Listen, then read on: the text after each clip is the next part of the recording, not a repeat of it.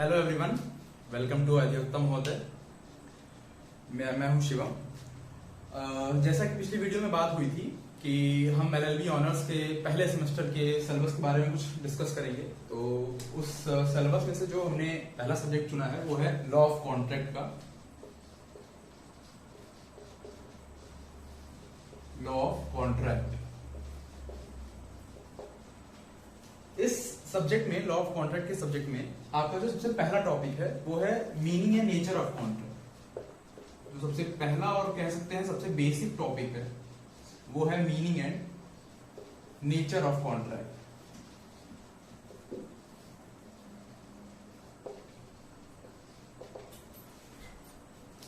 आज हम लोग कॉन्ट्रैक्ट, ये जो वर्ड है कॉन्ट्रैक्ट, इसका एक जनरल ओवरव्यू लेंगे कि ये कॉन्ट्रैक्ट होता क्या है, रेगुलेट कैसे होता है। जैसे कि आपके सिलेबस में भी दिया होगा कि कॉन्ट्रैक्ट के बाद में कॉन्ट्रैक्ट जो है वो आपका Indian contract act 1872, Indian contract act 1872 से गवर्न होता है। हम इस एक्ट के बारे में भी डिस्कस करेंगे लेकिन आगे की वीडियोस में। आज हम लोग सिर्फ बात करेंगे कॉन्ट्रैक्ट के जनरल ओवरव्यू के बारे में। कॉन्ट्रैक्ट होता क्या है? कॉन्ट्रैक्ट अगर आसान भाषा में समझे हम लोग तो कॉन्ट्रैक्ट ये मान लीजिए कि दो पार्टीज जो हैं जब किसी भी इशू पे, किसी भी बात पे वो राजी हो जाती हैं, एग्री हो जाती हैं पूरी तरह से, उसी सेंस में जैसे कि सामने वाली पार्टीज हैं। जैसे मान लीजिए दो पार्टीज हैं ए और बी।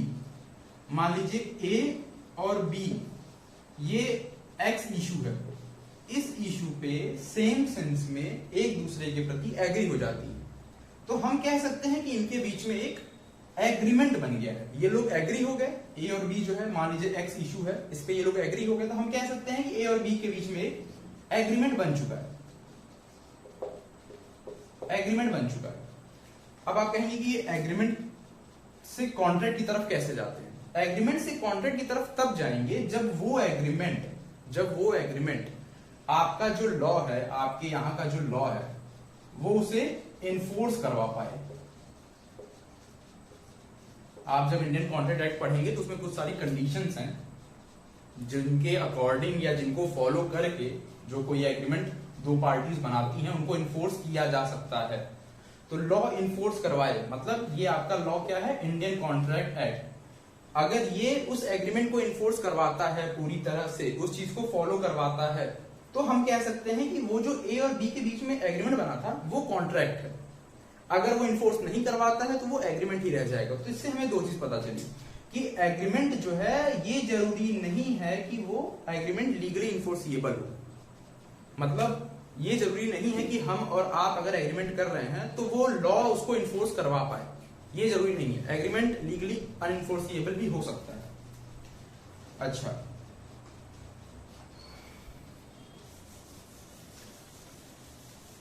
आगे हम बात करते हैं कि कॉन्ट्रैक्ट एक्ट जो होता है, ये जो कॉन्ट्रैक्ट एक्ट है आपका इंडियन कॉन्ट्रैक्ट एक्ट 1872।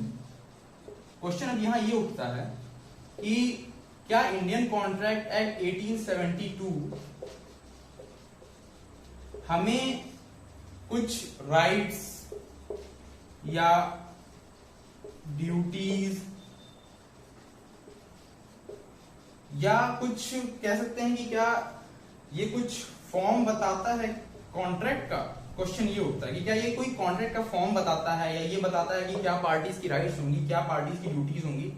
ऐसा कुछ नहीं है। इंडियन कॉन्ट्रैक्ट एक्ट आपको ये नहीं बताएगा कि अगर आप एग्रीमेंट फॉर्म कर रहे हैं तो पार्टीज की राइट्स क्या होंगी, पार्टीज की ड्यूटीज क्या होंगी। दो लोग अगर एग्रीमेंट फॉर्म कर रहे हैं तो उनकी राइट्स एंड ड्यूटीज क्या होंगी, क्या कॉन्ट्रैक्ट का फॉर्म होना चाहिए। इंडियन कॉन्ट्रैक्ट एक्ट ये कुछ नहीं बताता है। इंडियन कॉन्ट्रैक्ट एक्ट ये बताता है कि कुछ प्रिंसिपल्स सेट फोर्थ हैं इसमें, कुछ प्रिंसिपल्स इसमें बताए गए हैं, कुछ रूल्स बताए गए हैं, कुछ रेगुलेशंस बताए गए हैं। इसको फॉलो करके पार्टीज अपने लिए, कुछ प्रिंसिपल्स हैं, कुछ रूल्स हैं, कुछ रेगुलेशंस हैं, इनको फॉलो करके पार्टीज अपने लिए एक कॉन्ट्रैक्ट बना सकती हैं। मतलब कि उन प्रिंसिपल्स को, उन रूल्स को, उन रेगुलेशन को आप फॉलो करिए और आप अपने लिए एग्रीमेंट बनाइए, कॉन्ट्रैक्ट बनाइए।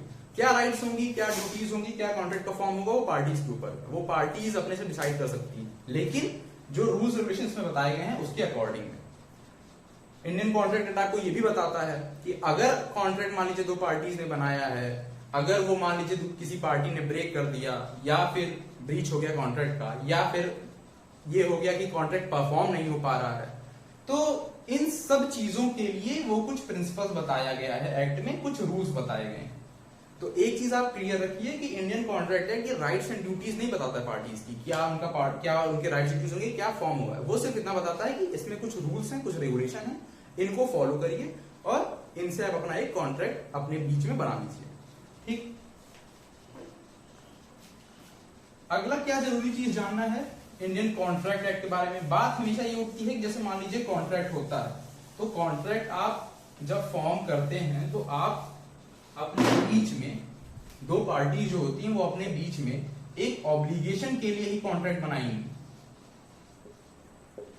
एक ऑब्लिगेशन के लिए ही वो कॉन्ट्रैक्ट बनाएंगी। मान लीजिए ए है, ए और बी अगर कॉन्ट्रैक्ट करते हैं, ए और बी अगर कॉन्ट्रैक्ट करते हैं तो वो किसी ऑब्लिगेशन के लिए बनाएंगे। ऑब्लिगेशन मतलब क्या, ड्यूटी। ड्यूटी मतलब कि जैसे मान लीजिए ए है, ए कहेगा कि मैं तुम्हारे लिए कुछ करूंगा, बी कहेगा कि हाँ ठीक है उसके बदले में मैं तुम्हारे लिए कुछ कर दूंगा। तो एक तरह से दोनों की एक दूसरे के प्रति ड्यूटी बनी, एक ऑब्लिगेशन बनी। अब इसमें हमें जानना जरूरी क्या है, जानना जरूरी ये है कि कॉन्ट्रैक्ट जो है वो सिर्फ वॉलंटरी ऑब्लिगेशन को इन्फोर्स कराएगा। वॉलंटरी ऑब्लिगेशन मतलब कॉन्ट्रैक्ट जो है, मैं इसको यहां लिख देता हूं, कॉन्ट्रैक्ट जो है वो सिर्फ वॉलंटरी ऑब्लिगेशन को, और वो भी ऑब्लिगेशन सिविल ऑब्लिगेशन है। कॉन्ट्रैक्ट जो है वो एक वॉलंटरी ऑब्लिगेशन, वॉलंटरी ऑब्लिगेशन क्या हो जाएगी, अपनी मर्जी से, अपनी पूरी इच्छा से, कि आपने जो ऑब्लिगेशन ली है, ए और बी ने जो ऑब्लिगेशन ली थी, ये इन्होंने अपनी इच्छा से ली थी, अपने कंसेंसस से ली थी, अपने हंसी खुशी अपनी मर्जी से ली थी। तो ऑब्लिगेशन हो गया यहां पे कि सिविल ऑब्लिगेशन होगा, वॉलंटरी ऑब्लिगेशन होगा। इस मामले में कॉन्ट्रैक्ट जो है वो, मैं आपको कुछ चीज बता देता हूं, ये अभी आपके सिलेबस में नहीं है, आगे आप जब अपने सेकंड ईयर में जाएंगे, थर्ड ईयर में जाएंगे तो आपको ये सब्जेक्ट आएंगे।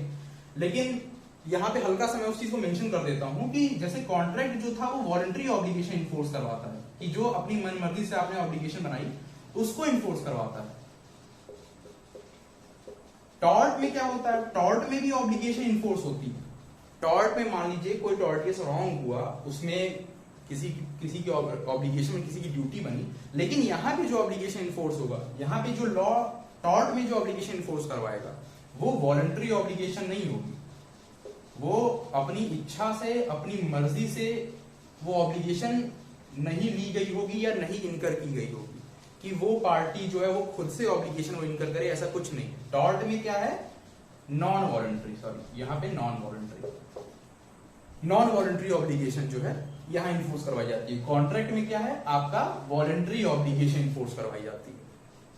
ठीक, तो ये थोड़ा सा आप लोग का कॉन्ट्रैक्ट का ओवरव्यू थोड़ा सा क्लियर हुआ होगा कि कॉन्ट्रैक्ट असलियत में है क्या। आए दिन आप लोग भी सुनते होंगे कि इन्होंने, मान लीजिए किसी व्यक्ति ने दूसरे से कहा कि हाँ ठीक है तुम ये कार ले लो, इसके बदले मुझे 20,000 रुपए दे दो या 30,000 रुपए दे दो। ये नॉर्मल, ये कॉन्ट्रैक्ट है, यही चीजें आपको कॉन्ट्रैक्ट एक्ट में पढ़नी है, यही बेसिक चीजें हैं जो कॉन्ट्रैक्ट एक्ट में हैं। यहीं से इसी स्टेज से कह सकते हैं कि आपको एक अपने इंडियन कॉन्ट्रैक्ट एक्ट की शुरुआत करनी है, कि इस ओवरव्यू को लेते हुए। अगला हम बात करें कि ये तो हो गई मान लीजिए मीनिंग, कॉन्ट्रैक्ट की हो गई मीनिंग। अब नेचर क्या है, नेचर भी आपको समझ में आ गया कि नेचर जो होता है ये voluntary obligation, voluntary civil obligation को इन्फोर्स करवाना होता है। ठीक, वॉलंटरी सिविल ऑब्लिगेशन को इन्फोर्स करवाता है। अच्छा, दूसरी चीज क्या है, दूसरी चीज क्या है, कॉन्ट्रैक्ट एक्ट और जगहों, जैसे मान लीजिए कि ट्रस्ट हुआ। अब ट्रस्ट भी आपके अगले सब्जेक्ट में आएगा, मतलब आपके आगे जो सब्जेक्ट आएंगे सेमेस्टर में, अगले सेमेस्टर्स में, उनमें ट्रस्ट आएगा। तो ट्रस्ट और टॉर्ट में भी क्या होता है, ऑब्लिगेशन बनते हैं। ट्रस्ट एक्ट में, इंडियन ट्रस्ट एक्ट और टॉर्ट, इनमें भी ऑब्लिगेशंस बनते हैं। लेकिन इन दोनों चीजों में क्या है, जो ऑब्लिगेशंस बनते हैं वो नॉन वॉलंटरी होते हैं। ठीक, ये आप जान लीजिए, ये नॉन वॉलंटरी होते हैं। तो नेचर ऑफ कॉन्ट्रैक्ट और nature of tort and trust, ये इस मामले में डिफर करता है वॉलंटरी ऑब्लिगेशन या नॉन वॉलंटरी ऑब्लिगेशन के मामले में। दूसरा, अगर हम बात करें कॉन्ट्रैक्ट फॉर्म करने के लिए, मान लीजिए कॉन्ट्रैक्ट अगर फॉर्म करना है, दो पार्टीज हैं वो एक दूसरे के साथ कॉन्ट्रैक्ट बनाना चाह रही हैं, तो सबसे जरूरी क्या है हमारा, कि उनका इंटेंशन होना चाहिए कि हम कॉन्ट्रैक्ट बनाना चाह रहे हैं। इसके कुछ एक्सेप्शंस भी हैं कि जहां पे इंटेंशन नहीं होता है कॉन्ट्रैक्ट बनाने का, लेकिन वहां भी लॉ क्या कहेगा कि नहीं, तुम्हारा इंटेंशन नहीं था लेकिन फिर भी ये कॉन्ट्रैक्ट इन्फोर्स होना चाहिए। तो वो एक्सेप्शंस है, वो हम आगे जब इंडियन कॉन्ट्रैक्ट एक्ट पढ़ेंगे तो उसमें उसको डिस्कस करेंगे।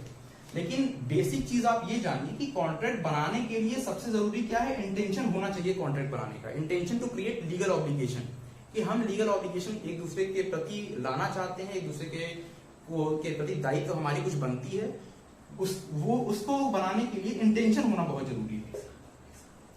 जब ये इंटेंशन बन जाएगा, जब intention to create legal obligation दो पार्टीज के बीच में होगा, तो हम कहेंगे। फिर उसके बाद कुछ एलिमेंट्स इसके और हैं, कॉन्ट्रैक्ट को बनाने के लिए कुछ एलिमेंट्स और हैं, जो आगे की सेक्शन जब हम आगे इंडियन कॉन्ट्रैक्ट एक्ट डिस्कस करेंगे तो हम उन सेक्शंस को भी डिस्कस करेंगे। कॉन्ट्रैक्ट की जो डिफिनीशन है इंडियन कॉन्ट्रैक्ट एक्ट में उसको डिस्कस करेंगे।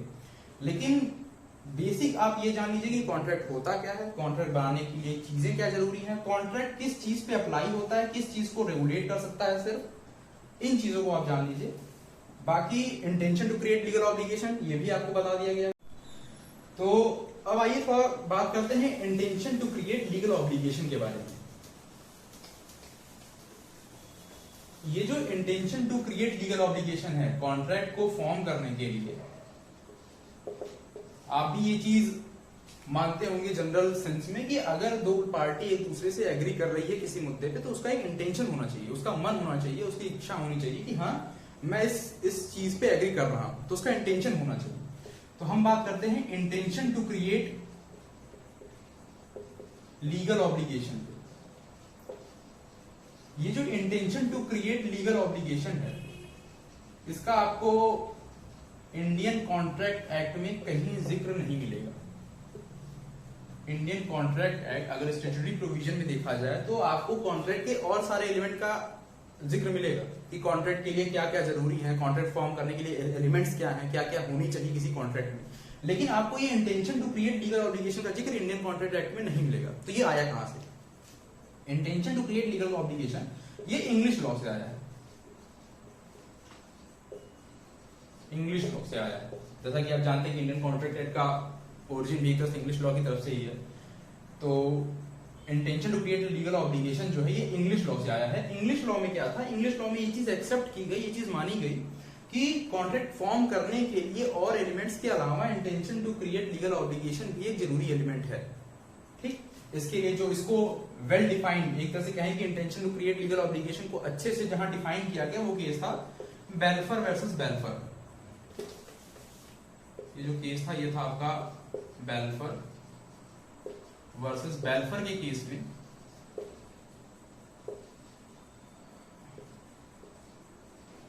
इसको बताया गया कि intention to create legal obligation जो है एक नेसेसरी एलिमेंट है। अब हम एक तरह से इसको हम इलस्ट्रेशन की तरफ से देख लेते हैं, की तरह समझ लेते हैं कि क्या इस intention to create legal obligation का मतलब क्या है। जैसे कि बहुत कॉमन सा एग्जांपल लेता हूं, रिलेटेबल एग्जांपल है कि मान लीजिए आप हैं ए, ठीक, आपके पिताजी ने आपसे कहा कि मान लीजिए आपके पिताजी बी हैं, उन्होंने आपसे कहा कि आप जाएं और आपको मान लीजिए 100, आपसे कहा कि आप एग्जाम में अपने या अपने सेमेस्टर के एग्जाम में, अपने 12th के एग्जाम में आप 70% मार्क्स लाएं तो ये आपको 500 रुपए देंगे। ठीक, मान लेते हैं कि उन्होंने ऐसा आपसे कह दिया। होता है बोलने में कि चलो तुम ये कर दो तो मैं तुमको ये दे दूंगा। आप ये नहीं कर सकते कि आप कोर्ट में जाएं और कहें कि ये हमारे पिताजी के बीच में एक कॉन्ट्रैक्ट था इस चीज का कि उन्होंने मुझसे कहा था कि मैं ये चीज करूं या मैं ये इतने % लाऊं या मैं इतने नंबर लाऊं तो वो मुझे 500 रुपए देंगे। ठीक, क्यों? आप क्यों इस चीज को इन्फोर्स नहीं करवा सकते? आप इस चीज को इन्फोर्स इसलिए नहीं करवा सकते क्योंकि यहां पे intention to create legal obligation ना इनकी तरफ था और ना ही आपकी तरफ था कि आप intention to create legal obligation, ये दोनों पार्टीज में एब्सेंट था intention to create legal obligation. Normal सी चीज है कि अगर आपके पिताजी आपसे कहते हैं कि तुम ये चीज करो, मैं तुम्हें 100 रुपए देता हूं, या तुम 12th में 90% मार्क लो, मैं तुम्हें बाइक दिला दूंगा, तो उसमें दोनों पार्टी से कोई लीगल ऑब्लिगेशन क्रिएट करने का इंटेंशन नहीं रहता है, तो इसलिए वो चीज कॉन्ट्रैक्ट के अंदर नहीं आएगी, ना ही वो चीज इन्फोर्स हो पाएगी कोर्ट द्वारा। अब हम देख लेते हैं कहां पे ये चीज मैटर करती है, या इसका इलस्ट्रेशन देख लेते हैं। फॉर एग्जाम्पल, जैसे आप गए किसी बाइक के शोरूम में, ठीक, आपको एक बाइक पसंद आई, आपने क्या किया कि उस बाइक को बुक कर लिया, आपने उसके बदले मान लीजिए 50,000 रुपए दे दिए, ठीक, 50,000 रुपए जो है आपने बी को दे दिए, ठीक। इसका कोई रिटन एग्रीमेंट तो बना नहीं, मान लीजिए ये नॉर्मल कोर्स होता है कि हम गए बाइक बुकिंग करवा दिए चले आए। यहां पे क्या है, यहां आप उस चीज को इन्फोर्स करवा सकते हैं। क्यों? क्योंकि इधर दोनों पार्टीज का लीगल ऑब्लिगेशन क्रिएट करने का इंटेंशन था कि मैं तुमसे गाड़ी लूंगा और मैं तुमसे गाड़ी लूंगा, उसके बदले मैं तुमको पैसा दूंगा। यहां पे आपका intention to create legal obligation था, तो यहां पे कोर्ट उस एग्रीमेंट को इन्फोर्स करवाएगी, ठीक। ये आपका अंतर समझ में आया। तो इससे हमें ये दो चीज पता चली कि जो फैमिली एंड सोशल रिलेशंस मान लीजिए जो होते हैं, उनमें कोर्ट ज्यादातर ये प्रिज्यूम करती है कि intention to create legal obligation absent है। Intention to create legal obligation ये एब्सेंट है, कोर्ट यहां प्रिज्यूम कर लेगी कि intention to create legal obligation absent है। हाँ, आप उसको कॉन्ट्रैक्ट कर सकते हैं, लेकिन दूसरी तरफ अगर हम लोग देख ले वहीं, तो जो बिजनेस मैटर्स होते हैं, जो बिजनेस मैटर्स हैं या कॉमर्शियल मैटर्स हैं, इनमें उसी जगह कोर्ट ये प्रिज्यूम करेगी कि यहां पे intention to create legal obligation present था, intention to create legal obligation था। ये कोर्ट यहां प्रिज्यूम कर लेगी कि हाँ, अगर वो बिजनेस मैटर है, अगर वो कॉमर्शियल ट्रांजेक्शन से रिलेट करता है, तो वहां पे कोर्ट ये प्रिज्यूम कर सकती है कि हाँ, यहां पे intention to create legal obligation था। अब अगर हम बात करें कि ये intention to create legal obligation अगर इंग्लिश लॉ से आया और इसका कोई जिक्र नहीं है, कोई मेंशन नहीं है इंडियन कॉन्ट्रैक्ट एक्ट में, तो फिर ये चीज इंडियन लॉ में अप्लाई कैसे होती है? तो अप्लाई होती है जुडिशियल प्रोनाउंसमेंट से। जैसा कि उस केस में, जैसे इंग्लिश लॉ में मैंने कहा कि वेलफेयर वर्सेस वेलफेयर में इसको पूरी तरह से इसको एक्सप्लेन किया गया कि हाँ, ये चीज जरूरी एलिमेंट है, इसको ध्यान देना चाहिए कॉन्ट्रैक्ट में। उसी तरह इंडियन लॉ में भी या इंडियन सिनेरियो में अगर हम लोग देखें, तो जो कोर्ट के द्वारा जुडिशियल प्रोनाउंसमेंट्स होती हैं, उनके आधार पे ये अब मान लिया गया है कि intention to create legal obligation भी कॉन्ट्रैक्ट का एक एलिमेंट है। कौन सा केस था? इंडियन लॉ में अगर हम देखें तो केस का नाम था बनवारी लाल वर्सेस सुदर्शन दयाल। इसमें सुप्रीम कोर्ट ने कहा कि जैसा कि इंग्लिश लॉ में है कि intention to create legal obligation essential element है, उसी तरह इंडियन लॉ में भी intention to create legal obligation essential element है। तो अब हम ये कह सकते हैं, ये एस्टैब्लिश्ड प्रिंसिपल है कि intention to create legal obligation भी एक नेसेसरी एलिमेंट है। बाकी ये वीडियो इंडियन कॉन्ट्रैक्ट एक्ट पे थी, इंडियन कॉन्ट्रैक्ट एक्ट में कॉन्ट्रैक्ट की मीनिंग नेचर के बारे में थी। अब हम आगे की वीडियोस में हम डिस्कस करेंगे इसके और एस्पेक्ट्स के बारे में, थोड़ा सा हम लोग स्टैट्यूटरी प्रोविजन के बारे में थोड़ा सा चीजों को जोड़ेंगे, इंडियन कॉन्ट्रैक्ट एक्ट से उसको जोड़ेंगे। तो उन सब चीजों को जानने के लिए हमारे साथ बने रहिए आगे की वीडियोस में। धन्यवाद।